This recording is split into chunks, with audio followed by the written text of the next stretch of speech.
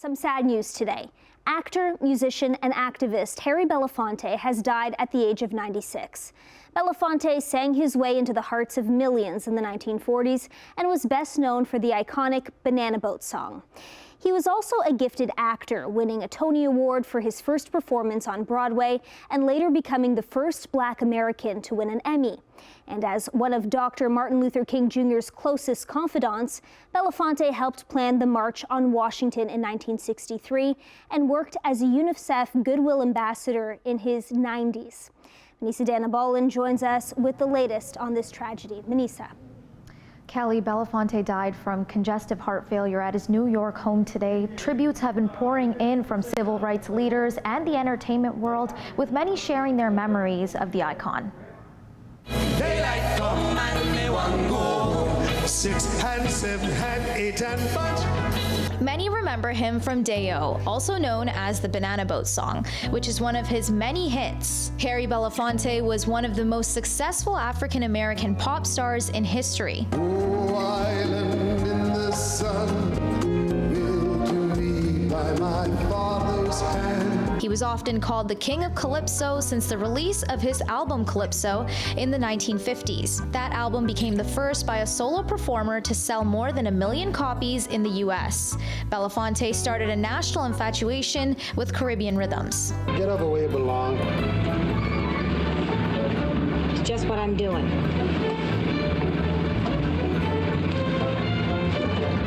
As an actor, he co-starred in the musical Carmen Jones in 1954, a popular breakthrough for an all-Black cast.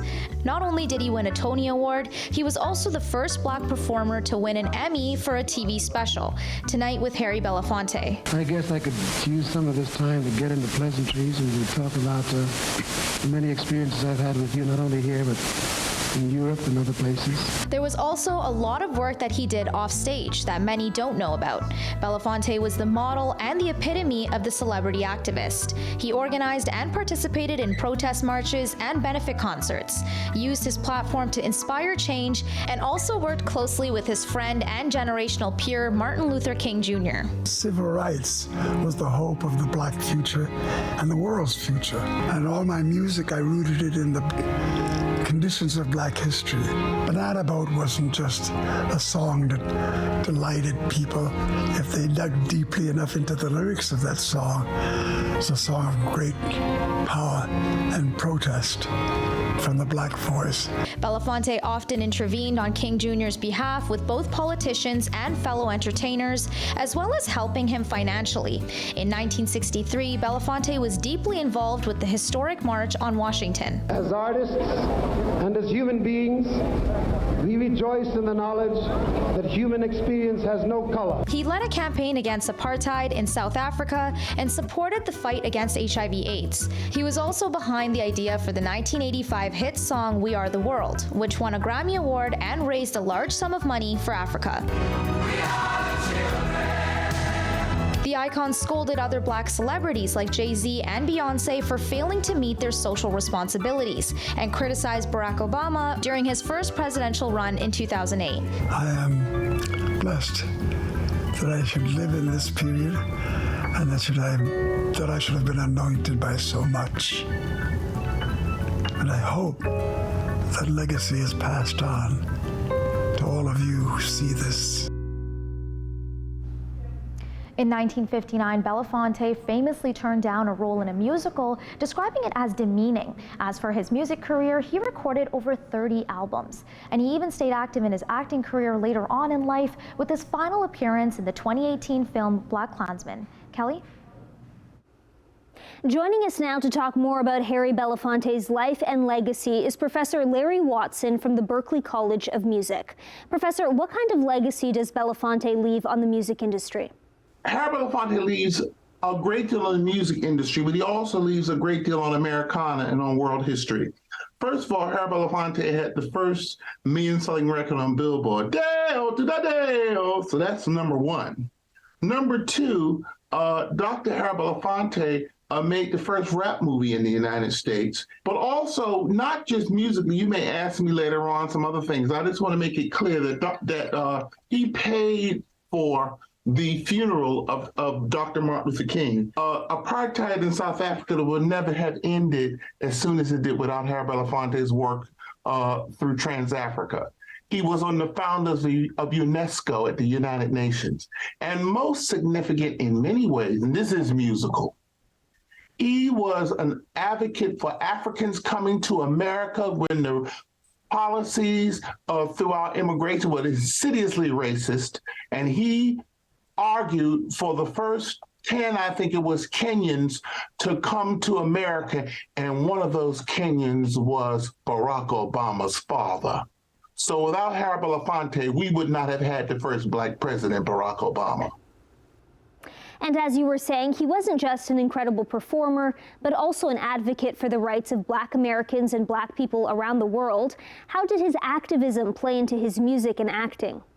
Because he recognized that for African people and people around the world, music is the common communicator.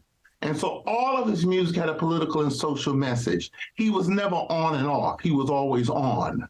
And so everything he sang or wrote had a profound political and social message to it that could move people to the point of wanting to be united and involved and do the right thing.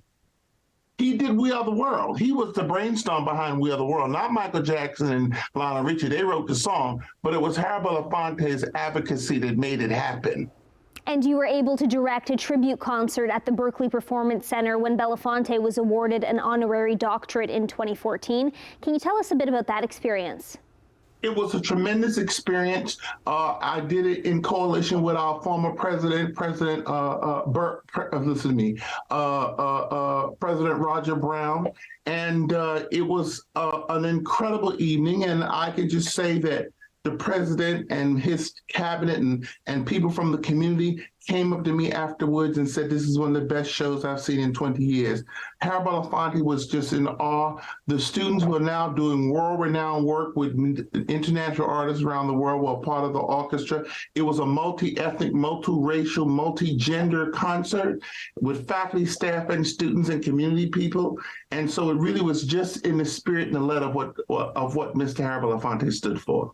We did an impeccable concert with 3 rehearsals because it was God-driven. Just like, what I told you earlier today about the picture I have of Harry Belafonte fell off my wall last night and cracked. And I knew the message would come later on. And then I got the news. Can you share that picture with us? Yeah, I have it here. And it was taken by our great photographer in Boston, Don West. And I hope you tell me direct it, but this is the night we did a major tribute concert to him. And these are some of the people who are now off doing world-renowned things, but they were a part of that process. And it's one of my most cherished treasures that I have. That is so amazing. Thanks so much for joining us, Professor. Thank you very much.